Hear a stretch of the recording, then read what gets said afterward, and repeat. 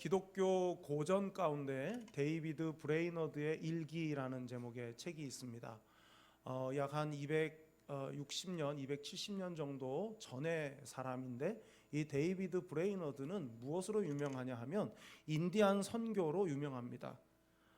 미국이, 그러니까 초기 미국인들이 이 인디안들을 희생시켜서 그 나라를 세운 거 아니겠습니까? 이제 그런 과정 속에서도 계속해서 미국의 원주민이었던 인디안들을 미국인들이 개발을 명목으로 강제로 이주시키거나 또 강력한 어떤 폭력적 방법으로 그들을 괴롭혔을 때 그들을 위해서 복음을 전했던 사람이 바로 데이비드 브레이너드입니다. 이 데이비드 브레이너드의 일기는 그가 짧은 인생을 살면서 써놓았던 일기들을 모아서 묶어서 낸 책인데요, 260년이 지난 지금도 많은 사람들에게 감흥을 주고 있고 많은 사람들에게 도전을 주는 그런 내용입니다. 미국의 영적 대각성 운동을 주도했던 조나단 에드워즈라는 사람, 또 감리교회의 창설자인 요한 웨슬레, 또 그리고 아프리카 선교의 아버지 윌리엄 캐리, 그리고 에콰도르에서 선교하다가 순교했던 짐 엘리엇 같은 사람들의 마음을 움직여서 선교사가 되게 한 책이 바로 데이비드 브레이너드의 일기입니다. 지금도 선교 사명을 받은 많은 젊은 선교사들이 이 데이비드 브레이너드의 일기를 읽고 하나님의 부름을 받고 헌신하고 자원하고 있고 많은 사람들이 읽는 기독교 고전이 되었습니다. 그의 일기 중에 한 부분을 잠깐 소개하겠습니다. 거의 걸을 수가 없었다. 하루 종일을 침대에서 지내야만 했다. 매우 적적한 가운데 시간을 보내야 했다.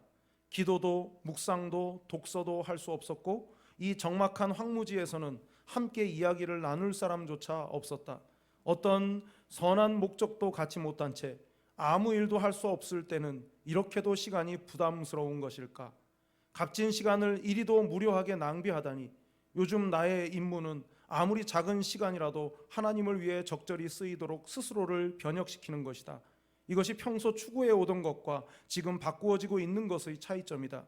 그때 나는 하나님께 대하여는 게을렀으면서도 세상을 좋아하였고 세상에서 제일 즐거운 만족을 구했다. 하나님을 내 인생에 편안한 위로나 주는 도구 정도로 여겼었다. 하지만 이제는 하나님을 섬기는 수단으로 삶 속에서 세상 것들을 사용하게 되었다. 세상 대신 하나님 안에서 기뻐하며 하나님으로부터만 최상의 만족을 구하게 되었다.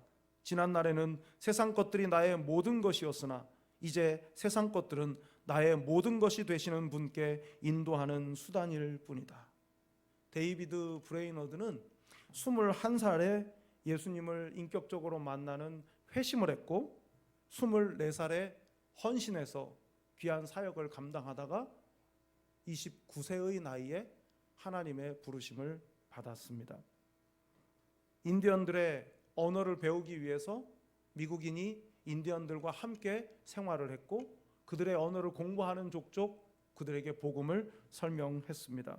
지병인 폐결핵을 앓으면서도 선교의 템포를 조금도 늦추지 않았습니다.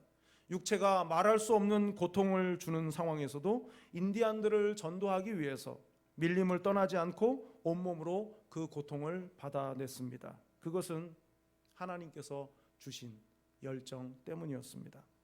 하나님을 향한 열정을 가진 그의 가슴을 하나님은 뜨겁게 하셨고 300년 가까이 지난 지금까지도 많은 전 세계의 많은 젊은이들의 마음을 뜨겁게 달아오르게 하고 있는 세대에서 세대로, 시대에서 시대로, 지역에서 지역으로 넘나드는 뜨거운 불을 전해주는 사람으로 기억되고 있습니다. 오늘은 진정한 존재감이라는 제목으로 말씀을 나누려고 합니다. 첫 번째로 살펴볼 것은 바울의 열정에 관한 것인데 2절입니다. 바울이 자기의 관례대로 그들에게로 들어가서 새 안식일에 성경을 가지고 강론하며, 여기서 주목해 볼 것은 자기 관례대로입니다. 자기 관례대로. 이 누가복음 사도행전을 기록한 저자는 누가입니다. 누가. Luke. 미국 사람들이 룩 하는 그 룩이죠. 그 누가가 사도행전을 기록했는데 이 사도행전은 누가가 쓴 두 번째 책 아닙니까? 첫 번째 책은 당연히 누가복음이죠. 누가복음에서도 똑같은 표현을 썼어요. 자기의 관례대로. 자, 한번 찾아보겠습니다. 누가복음 4장 16절 말씀입니다.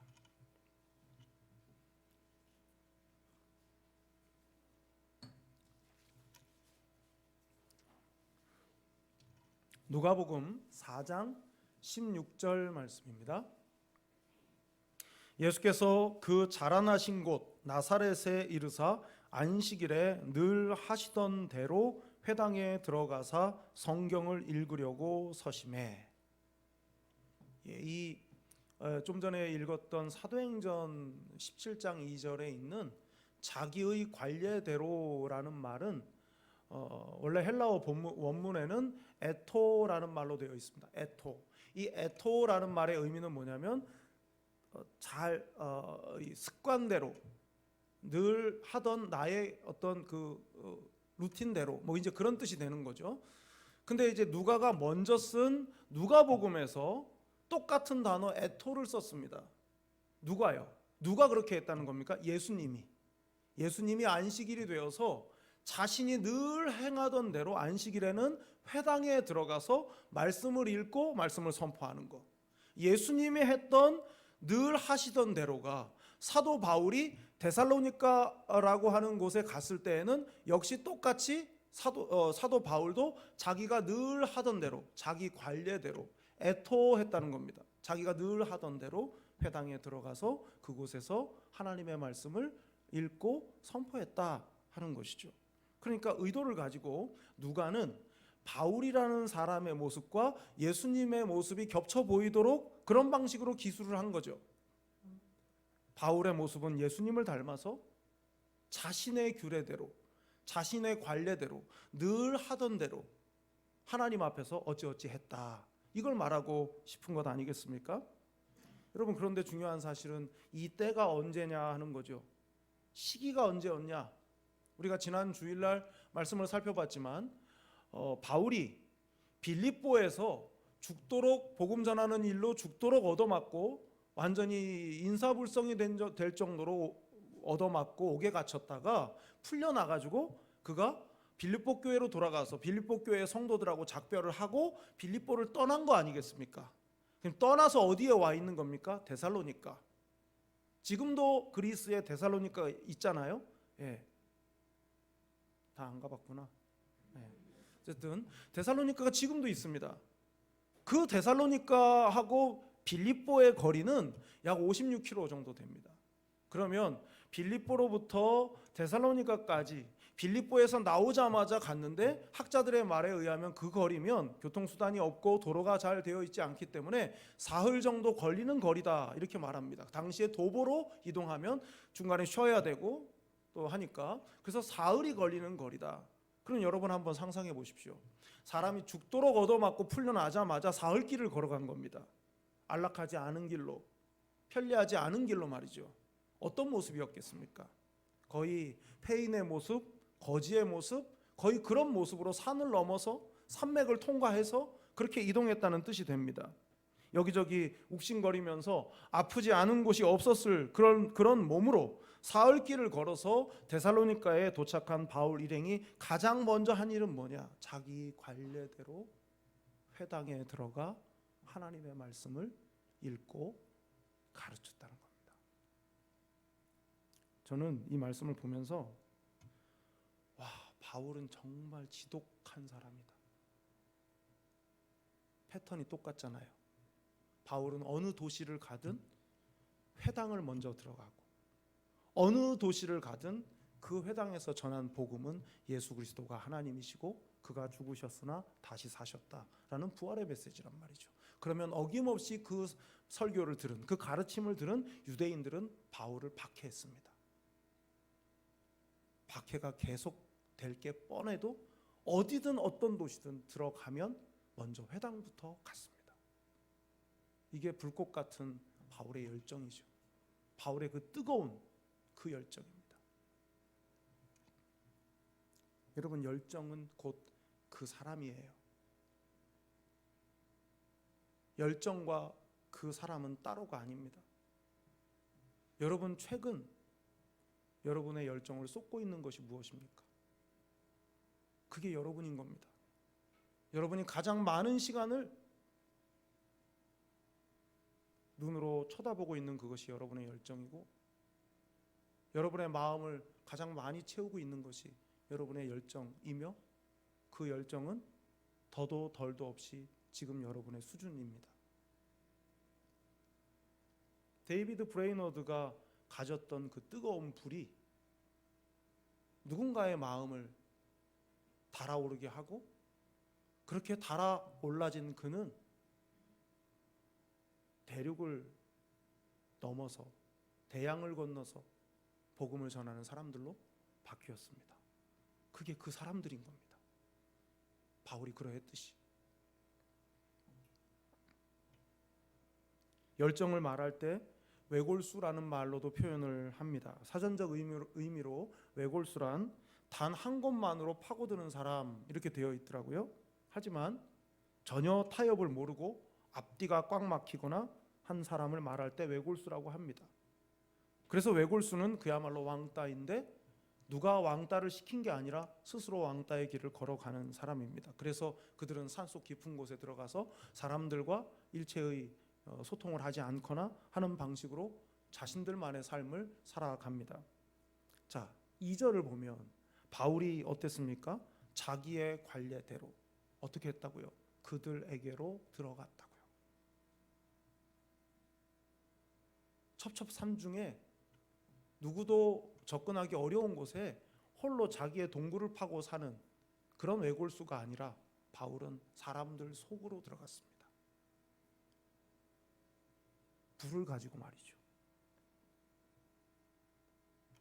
자신 스스로의 관례, 자신에게 하나님이 주신 불, 그것을 가지고 들어갔습니다. 여러분, 이것이 성도의 모습이 아닐까요? 저는 지난번 우리 김재규 장로님의 장례를 치르면서 그런 생각을 하게 됐습니다. 하나님이, 우리는 좋은 말로 남은 자라고 표현하죠. 하나님이 부르신 사람은 하나님께로 가신 거고 우리는 남은 자다, 그렇게 표현을 하는데, 그런 생각보다는 살려두신 거다라는 생각이 많이 들었어요. 하나님이 나는 살려두신 거다. 이 땅에 살려두신 거다. 왜 안 데려가실까? 왜 나는 안 데려가실까? 이유가 뭘까? 살려두시는 거예요. 기회를 주시는 거예요. 야, 너는 평생 너만을 위해서 불을 태울래? 내가 너한테 준 불이 너 혼자 쬐라고 준 불인 줄 아니? 그 불을 언제까지 네 품에만 갖고 있을래? 나눠주라고 살려두신 거라고요. 그 불을 내가 가진 것이 맞다면 그 열정을 가지고 사람들 사이로 들어가야 되는 겁니다. 교회도 마찬가지죠. 적지 않은 기간 교회론을 연구하는 많은 학자들, 선교학을 연구하는 많은 학자들이 그 시대를 반영한 이론들을 계속 내놓고 있는데, 그 중에 하나가 선교적 교회, 미셔널 처치라는 선교적 교회론입니다. 물론 이것이 아주 최신의 이론은 아니고요, 꽤 된 이론이고, 한국 교회에서는 지난 한 20년간 이 미셔널 처치에 대한 연구가 굉장히 활발했습니다. 서구 사회보다는 훨씬 늦은 거죠. 근데 이제 그 말뜻 자체가 미셔널 처치다 보니까 사람들이 얼른 딱 이해하기는 그냥 선교 많이 하는 교회, 이제 그렇게 생각을 하는데, 그런 뜻이 아니라 미셔널 처치라 함은 세상 속으로 들어가는 교회를 말합니다. 사람들이 교회에 오기를 기다리는 교회가 아니라 세상 속으로 들어가는 교회입니다. 그래서 과거에 이제 세속화 신학이 있었고, 그 세속화 선교 이론, 그것과는 좀 다른, 좀 결이 좀 다르죠. 그냥 예수 믿는 사람도 세상 사람들하고 똑같아져야 복음을 전할 수 있다, 이게 세속화 신학이라면, 이 미셔널 처치 이론은 그것과는 조금 다르고요. 그리스도인이, 또 교회가, 또 성도가 세상 사람들 속으로 들어가서 그들에게 복음을 삶으로 보여주는 것, 그게 하나의 이제 깊은 줄기라고 할 수 있겠습니다. 그게 이제 미셔널 처치입니다. 100% 그 모든 미셔널 처치 이론을 다 100% 동의하기는 좀 어렵습니다만 그 정신만큼은 귀하다고 생각이 됩니다. 여러분, 교회가 세상 속으로 들어가야 되지 않겠습니까? 그런데 그 생각을 주저하게 만드는 이유가 있습니다. 나는 아직 불완전한데, 우리는 아직 그런 걸 할 힘이 없는데 하는 생각이에요. 바울을 보십시오. 흠씬 두들겨 맞고 옥에 갇혔다가 그 몰골을 하고 어디 전도를 다닙니까? 여러분, 우리 생각에는 화장도 좀 하고 윤기도 흐르고 언변도 있고 옷 입은 것도 좀 무시할 수 없을 정도로 입어주고 그런 사람이 전도를 해야 된다고 생각하잖아요. 아유, 저 사람 뭐 자기 애가 그렇게 아파서 그러고 있는데 저거 들고 저렇게 돌아다니냐고. 그런 말 들을 수가 없으니까 전도를 안 해요.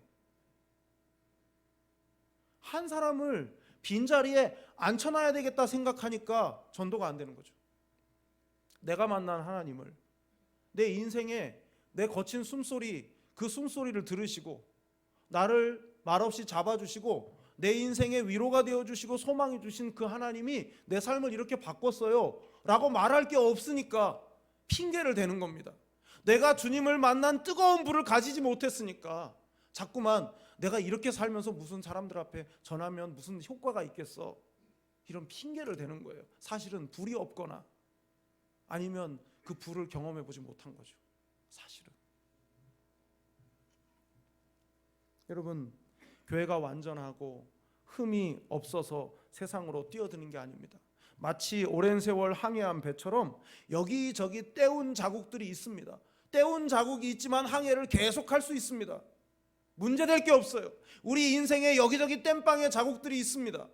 근데 그것 때문에 복음이 약화되지 않습니다. 그것 때문에 예수 그리스도의 십자가가 무효화되지 않습니다. 그렇기 때문에 내가 어떻든 내 모습이 어떠하든 내가 갖고 있는 이 불을 누군가도 쬐게 해야 되지 않겠습니까?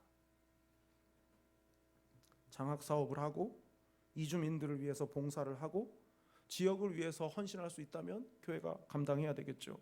저는 우리 한사랑교회 역시 미셔널 처치의 꿈을 꾸고 펼쳐나가야 된다고 생각합니다. 우리가 완전하거나 또 넉넉하기 때문이 아니라 그것이 주님이 교회에 맡기신 사명이고 불이기 때문에 그렇습니다. 주님의 열정이, 바울의 열정이, 데이비드 브레이너드의 열정이 여러분의 열정이 될 수 있기를 바랍니다. 두 번째로 생각해 볼 것은 바울 일행에게 붙여진 별명에 관한 것입니다. 자, 6절을 볼까요? 발견하지 못함에 야손과 몇 형제들을 끌고 읍장들 앞에 가서 소리질러 이르되 천하를 어지럽게 하던 이 사람들이 여기도 이르매. 바울이 복음을 전했던 것은 회당이었습니다. 1절을 보면 바울이 암비볼리라는 곳과 아볼로니아라고 하는 곳을 그냥 지나쳐서 데살로니가로 갔다고 했습니다. 좀 이상하죠? 지나쳐서 안 들를 것 같으면 안 기록하면 되는데, 그죠? 그냥 빌립보에서 그냥 얼마간의 시간이 지나서 데살로니가로 갔다 그러면 되는데 왜 이 암비볼리와 아볼로니아라고 하는 곳을 왜 기록을 했는가? 여기는 회당이 없었던 거죠. 회당이 없었어요. 회당이 없다는 건 유대인이 없다는 뜻입니다. 유대인은 몇 사람만 모이면 회당을 만듭니다. 뉴욕에도 회당이 있고요, 북경에도 회당이 있고요, 다 있습니다. 그러니까 이 회당이 있으면 들렀을 텐데 안 들른 거죠. 저는 여기서 바울의 애국심을 봅니다. 그들이 나한테 어떻게 할지 알아요. 나한테 돌을 던질 거고 나를 비난할 겁니다. 기회가 있다면 나를 죽일 수도 있어요. 그걸 알지만 거기부터 갑니다. 내 고륙이, 내 민족이 하나님을 알되 수박 겉핥기식으로만 알고 하나님의 진정한 의미를 모른 채 그것이 구원인 줄 착각하고 있는 내 민족을 향해서 내가 먼저 복음을 전하지 않으면 내가 하나님 앞에 죄스러워서 살 수가 없다. 그게 바울의 생각인 거죠. 그게 애족 아니겠습니까? 예상했던 대로 바울은 데살로니가에서 먼저 회당을 들렀고 거기서 복음을 전했으며 박해를 받았습니다. 죽음의 위기를 만납니다. 4절 이하의 말씀을 보면 바울이 복음을 전하자 헬라인들과 많은 그곳의 귀부인들이 복음을 듣고 바울과 실라를 따랐다고 했습니다. 오히려 유대인들이 질투심이 작동해서 깡패, 불량한 사람들을 동원해서 바울 일행에게 위해를 가하게 되었습니다. 더 이상 데살로니가에 머물 수가 없었기 때문에 거처를 마련해 준 야손과 성도들, 그들의 도움을 받았는데 그것 때문에 그 도움을 준 사람들이 고초를 겪게 되는 장면이죠. 그러면서 그 말 끝에 6절 끝에 이렇게 말합니다. 천하를 어지럽게 하던 이 사람들, 누구를 가리켜서 하는 말일까요? 바울과 바울 일행이죠. 그들에게 뭐라고 말합니까? 천하를 어지럽게 하는 사람들. 천하는요, 그냥 글자 그대로 한자식으로 풀면 땅, 뭐 하늘 땅이 되겠지만, 이 천하는 당시의 배경 속에서 보면 로마 제국을 가리키는 거죠. 로마 제국이 지중해 연안의 국가들과 작은 도시 국가들과 또 유럽의 여러 나라들을 다 병합하고 다 제국의 그늘 아래 두었습니다. 전쟁이 있었고요. 숱한 전쟁들이 있었죠. 그런데 포장해야 되지 않겠습니까? 모든 전쟁은 나중에 포장합니다. 본뜻은 다 아는 본뜻은 숨기고 그럴듯한 걸로 다 포장하지 않습니까? 9.11 테러 이후에 미국의 중동의 전쟁을 일으킨 거 다 그거 다 결과적으로 다른 뜻이었다는 거 다 드러나지 않았습니까? 어쨌든 그렇듯이 로마 제국 역시 마찬가지입니다. 제국에, 그러니까 패권을 차지하고 있는 국가들은 정당성을 확보하기 위해서 어떤 식으로든 포장을 하는데 나중에 이제 그 모든 그 병합한 모든 나라들 잠재우기 위해서 주창했던 것이 뭐냐? 팍스 로마나입니다. 이 팍스라는 말에서 영어의 피스가 온 거 아닙니까? 평화. 로마 제국의 치하에 있는 모든 로마의 시민 혹은 신민들은 다 평화할 거다. 황제가 돌본다. 이렇게 계속 포장을 하고 있었다고요. 그게 천하입니다. 로마 제국 천하. 그런데 지금 뭐라고 바울과 그 일행에게 뭐라고 별명을 붙여줍니까? 천하를 어지럽게 하는 사람들이라고. 이 말은 무슨 뜻입니까? 제국에 맞서는 사람들이라는 겁니다. 이 사도행전이 기록된 시기가 AD 64년경입니다. 팍스 로마나를 외쳤던 때는 BC 27년부터 AD 160년까지입니다. 약 180년 좀 넘는 190년 가까운 세월이죠. 그러니까 그 기간 안에 사도행전이 있었고 이 사건들이 벌어졌으니까 바울과 바울의 일행은 제국에 맞서는 인물들로 그렇게 이제 불려지게 된 것입니다. 여러분, 어떤 누구도 로마 제국을 위협할 수 없는 그 평화의 기간, 그 팍스 로마나의 기간에 천하를 어지럽히는 사람들로, 즉 로마 제국의 평화를 깨뜨리는 악명 높은 사람들로 그렇게 나타났는데 그들이 누구라는 겁니까? 바울과 바울 일행이라는 것이죠. 7절을 보면 가이사의 대적자로 자신들의 임금을 예수라고 세우는 그런 사람들이라고 그렇게 설명하고 있습니다. 그러니까 바울과 바울을 따르는 사람들은 예수라는 자기의 임금을 내세워서 팍스 로마나를 위협하는 그런 세력들이라고 말한 것입니다. 누가 말했습니까? 로마인들이 아닙니다. 유대인들이었어요. 자, 요한복음 19장 15절을 좀 찾아보겠습니다. 요한복음 19장 15절입니다.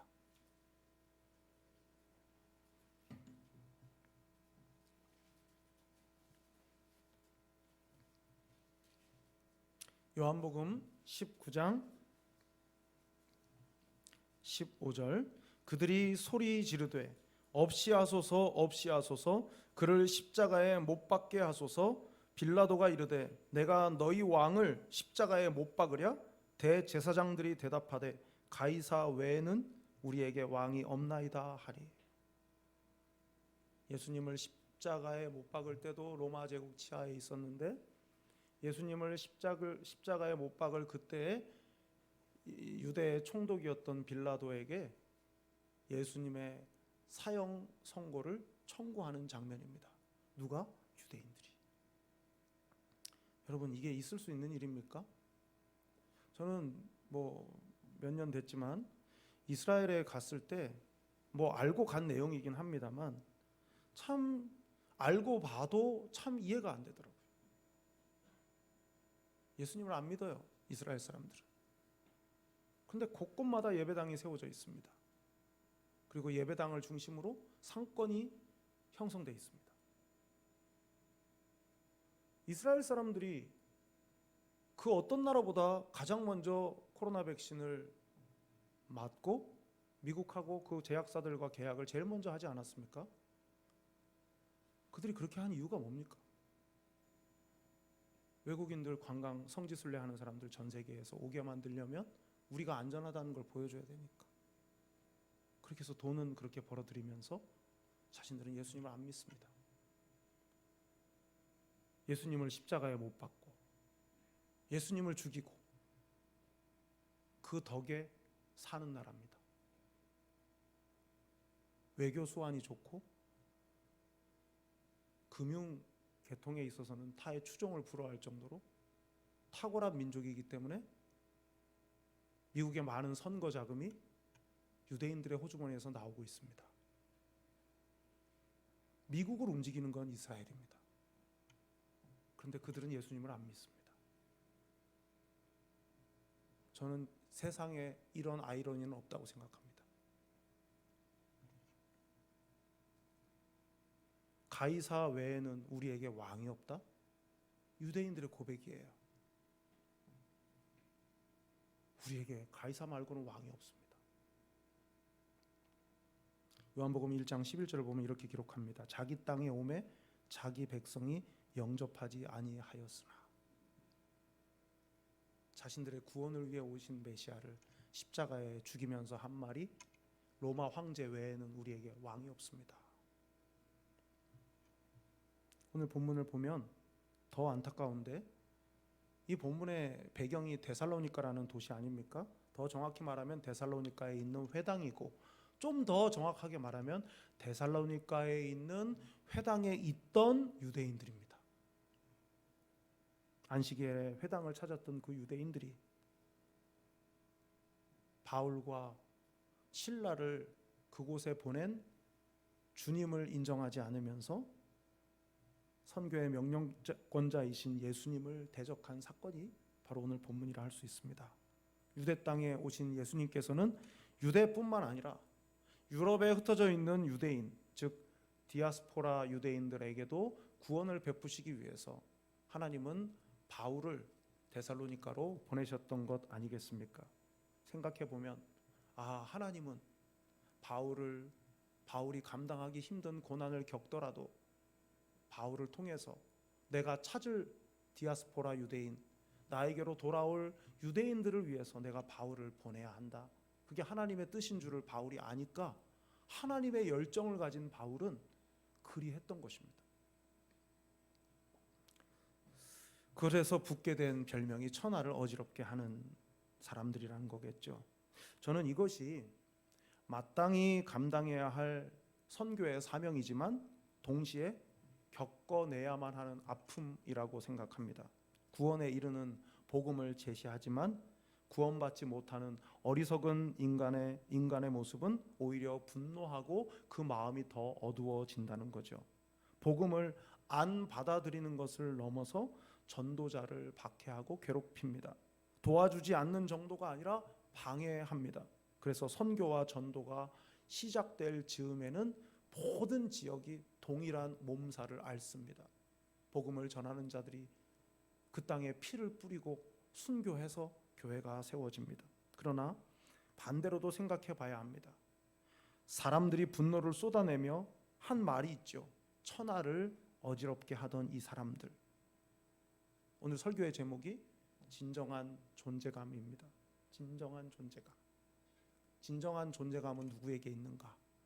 천하를 어지럽히는 사람에게 있다고요. 그 말 어감 자체가 부정적인 인상을 주는데 따지고 보면 세상을 흔들 만한 사람들이란 뜻입니다. 그 몇 사람이 어떻게 로마 제국을 흔들 수 있을 거라고 생각을 했겠습니까? 그러나 결과는 그러했죠.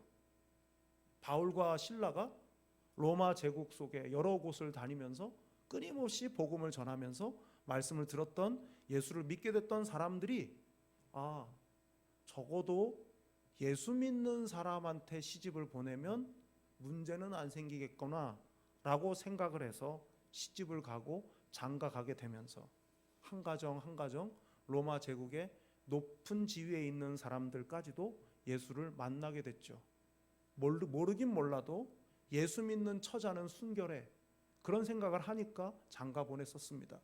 그런데 그 여인들이 때로는 황궁에서, 황실에서, 곳곳에서 역할들을 했고 그 결과가 하나씩 예수를 믿게 되고 나중에는 로마 제국이 국교를 기독교로 바꾸게까지 되지 않았습니까? 그 속에는 물론 정치적인 계산도 있었죠. 그러나 그 모든 것을 다 더해서 결국 하나님의 하신 일 아니겠습니까? 세상을 어지럽게 한다? 존재감인 거예요. 부정적인 의미로 볼 게 아니라 말이죠. 세상의 영향력으로부터 나를 지켜내는 수준이 아니라 그 수준을 넘어서서 다른 사람에게 영향을 줄 수 있는 수준으로 가는 것이 바로 천하를 어지럽히는 진정한 존재감의 인생이 되는 것입니다. 나는 한 사람의 그리스도인으로 세상 속으로 들어가겠다라고 생각할 때 진정한 존재감을 보여줄 수 있는 것입니다. 여러분에게 바로 그런 은혜가 있으시기를 바랍니다. 마지막 세 번째는 베레아라고 하는 곳에서 있었던 일에 관한 것입니다. 바울과 실라는 데살로니가에서 더 이상 전도할 수 없게 되자 눈을 돌려서 이제 빠져나와서 베레아라고 하는 지역으로 이동을 하게 됩니다. 이 베레아는요, 데살로니가로부터 약 85km 떨어져 있는 곳입니다. 빌립보에서 데살로니가보다 거의 2배 가까이 먼 곳으로 이동을 하게 됩니다. 여러분, 바울이 베레아로 갔을 때 제일 먼저 어디부터 갔겠습니까? 회당으로 갔죠. 자, 11절 12절입니다. 베레아에 있는 사람들은 데살로니가에 있는 사람들보다 더 너그러워서 간절한 마음으로 말씀을 받고 이것이 그러한가 하여 날마다 성경을 상고함으로 그 중에 믿는 사람이 많고 또 헬라의 귀부인과 남자가 적지 아니하나. 여러분, 무슨 말입니까? 데살로니가하고는 완전 딴판이었다는 뜻입니다. 우리의 눈을 의심할 만큼 그동안 바울이 선교를 다니는 곳곳마다 가장 먼저 회당을 갔고 회당에서 어김없이 박해를 받았는데 베레아에 갔을 때는 아니었다는 겁니다. 표현 자체가 그렇죠. 헬라인들과 귀부인들도 적지 않았다. 그럼 뭘 먼저 얘기하고 있는 겁니까? 회당에 있는 유대인들 중에 많은 사람이 복음을 받아들였다는 뜻이에요. 그리고 이방인들도 받아들인 수가 적지는 않았다. 이런 뉘앙스잖아요. 그러니까 완전히 딴판이고 요즘 말로 하면 대박인 겁니다. 대박 났다는 거죠. 어디에서요? 베레아에서. 귀신 쫓는 사람들이 베레아 그거를 많이 말하긴 하는데 저 신월동 거기 가면 베레아 막 엄청 성락교회 막 있죠. 예, 실 이름을 말했네. 예, 그 교회 하여튼 엄청난 있습니다. 맨날 그냥 귀신 쫓는 교회 수만 명 다니는 교회 있습니다. 가지 마세요. 다 귀신 같아져요. 여러분, 바울로부터 들은 말씀을 이 베레아 사람들은 어떤 입장을 가졌냐면, 첫째, 간절한 마음으로 말씀을 받았다고요. 간절한 말씀으로. 그 다음에 그 말씀이 그런가 하여 날마다 그 말씀을 상고했다고 그랬습니다. 근데 이제 여기서 그 베레아 사람들의 특성을 우리가 생각해 볼 수 있는데요. 하나님의 말씀을 들을 때 그 말씀을 그냥 적당히 대충 듣지 않았다는 뜻입니다. 간절한 마음으로 말씀을 받았다는 거예요. 성향이 데살로니가하고 베레아는 완전히 다른 겁니다. 우리나라 전라도 사람들하고 경상도 사람들하고 똑같아요. 근데 성향은 다를 수 있습니다. 지형의 영향을 안 받을 수가 없거든요. 산맥이 있으면 그 산맥 이쪽과 그 산맥 저쪽은 성향이 같을 수가 없습니다. 강을 끼고 있는 쪽과 강이 없는 쪽은 성향이 다를 수밖에 없습니다. 예. 여기도 성향이 다르잖아요. 근데 여러분 보세요. 데살로니가 사람들은 그러했지만 베레아 사람들은 데살로니가 사람들하고는 다른 성향의 사람들이어서 하나님의 말씀을 간절한 마음으로 받았고, 그리고 가서 또 그 말씀을 살펴봤다는 거죠. 이 상고하다라는 말은 아나크리노라는 말입니다. 이 아나크리노라는 말은 조사한다는 뜻이 있어요. 그러니까 설교를 들었으면 그 말씀을 그냥 감성적으로만 듣고 마는 게 아니라 그 말씀이 하나님의 말씀 속에서 어떤 의미인가를 다시 한번 면밀하게 살펴보는 성향의 사람들이 베레아 사람들이었다는 뜻입니다.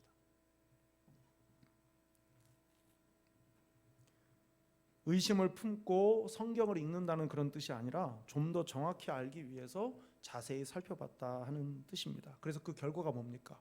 예수님을 믿게 된 것이죠.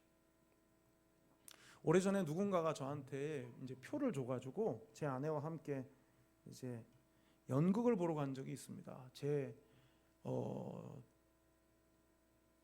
인생의 처음인 것 같아요. 강남의 한 극장에서 연극을 본 거는 그 이후로는 없었습니다. 오래전이긴 한데 그 제목이 예수님과 함께한 저녁 식사예요. 예수님과 함께한 저녁 식사라는 그런 연극을 봤는데, 그 연극을 보고 제가 나오면서 한 생각은 이거였습니다. 원작 작품을 읽어봐야겠다. 각색한 자의 해석이 들어가 있는 연극보다는 그 소설을 먼저 쓴 그 원작을 봐야 되겠구나, 그 생각을 했어요. 제가 좋은 영화를 보거나 좋은 어떤 그런 뭐 드라마나 이런 걸 보면 원작이 궁금해집니다.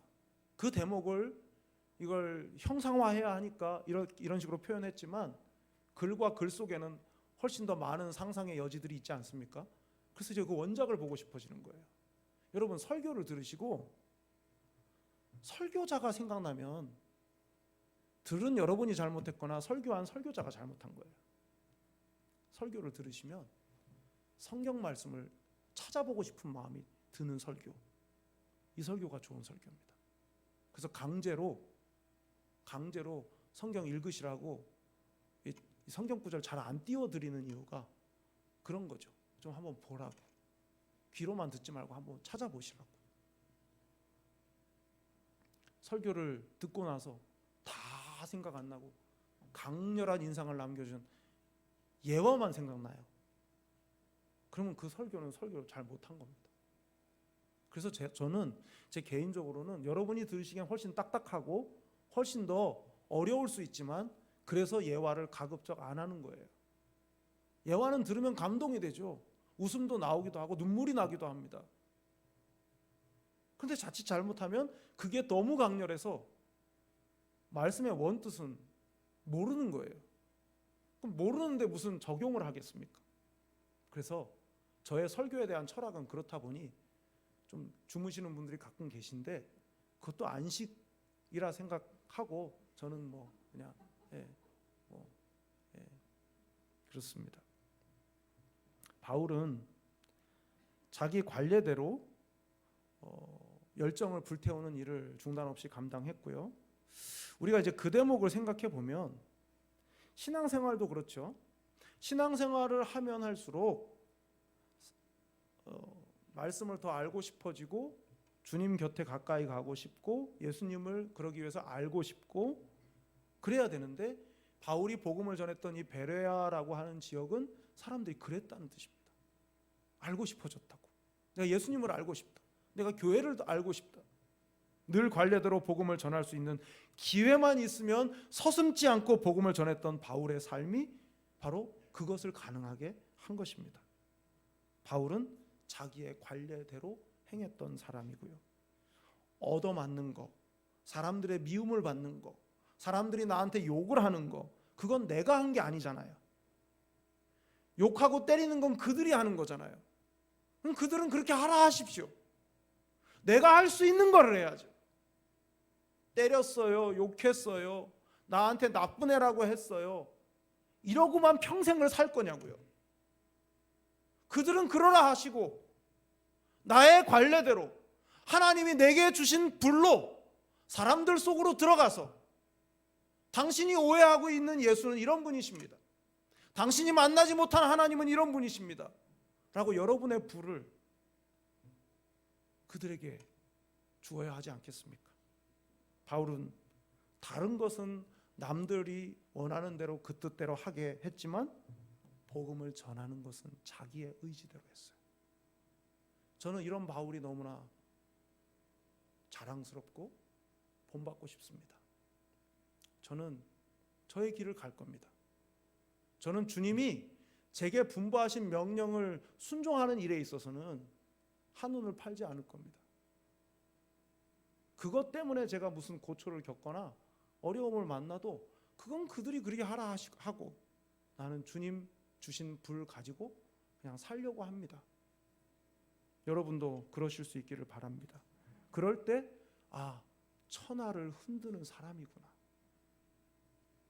이 세상에 한번 와서 한번 흔들고 가야 되지 않겠습니까? 오늘 우리에게 필요한 것이 이것입니다. 주님께서 주신 열정으로 주님의 관례대로 내가 행하면 세상을 움직일 수 있습니다. 주님 주신 열정으로 나를 온전히 드리면 바로 여러분 곁에 가장 가까이에 있는 사람들이 바뀌기 시작할 것입니다. 다 압니다. 그들도 다 압니다. 지켜보고 있습니다. 어제 저희 집 아이가 이런 말씀드려 죄송하지만 무슨 말 끝에 이제 대학 졸업반인데 다 마치고 지난 화요일 날 이제 다 정리하고 올라왔는데 저희 집 아이가 다니는 그 학교가 기독교 학교이고 전교생의 약 40% 정도가 목사 혹은 선교사의 자녀입니다. 학생들의 구성이.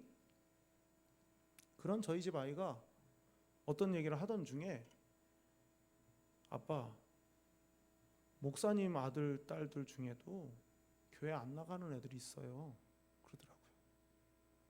목사와 선교사로 한정한 비율이잖아요. 그걸 조금 더 넓혀서 장로, 권사, 안수집사 이렇게 넓히면 더 많겠죠. 누구 책임일까요?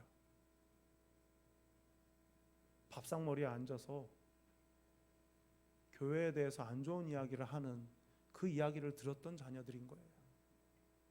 나 우리 아버지처럼 우리 엄마처럼 교회 다니면서 저럴 거면 나 안 갈란다. 부모가 끌고 가니까 가지만 때 되면 안 오는 겁니다. 우리가 절제해야 되고 우리가 참아야 돼요. 하나님이 우리에게 하라 하시고 맡기신 사명을 감당하면 그럴 여유가 없어져요. 한가해서 그래요.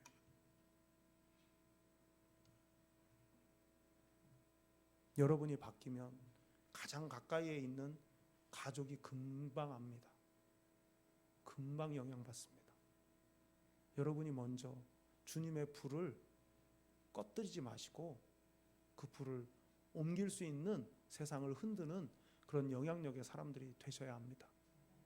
사랑하는 교회 여러분, 존재감이란 자연스럽게 배어나오는 것이지 억지로 만들 수 있는 게 아닙니다. 주님이 주신 복음의 열정을 가지고 있을 때 그 열정이 나를 움직이기 때문에 그것 자체가 존재감으로 누군가에게 작용하게 되는 것입니다. 나를 따르는 사람을 만들면 인맥을 만드는 사람이 되지만 진정한 존재감은 사람을 내가 아닌 주님께로 향하게 하는 것, 그것이 진정한 존재감입니다.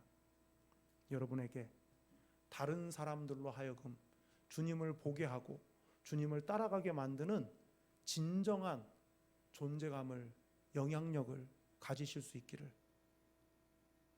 진심으로 축원합니다.